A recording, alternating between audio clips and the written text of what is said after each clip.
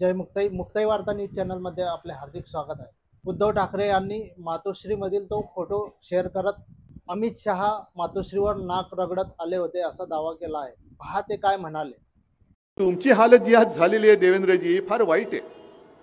आज चरपडून ते काय बोललेत, हे उद्धव ठाकरे भ्रमिष्ट झालेत।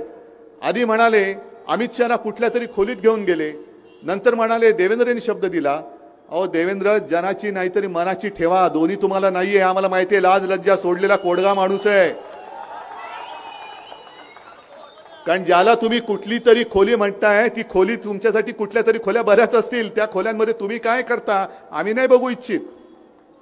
पण ज्याला कुठली तरी म्हणताय ती कुठली तरी नाही, मातोश्रीमध्ये ज्याला आम्ही मंदिर मानतो ती बाळासाहेबांची खोली आहे।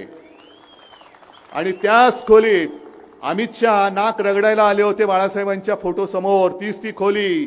आणि त्या खोलीत अमित शहानी तुम्हाला नो एंट्री केली होती, मी नाही। अमित शहानी सांगितले होते तू बाहेर बस, तू बाहेर बस, दोन मोठी माणसं बोलतायत, तू बाहेर बस। मग तुम्हाला माहिती पण नाही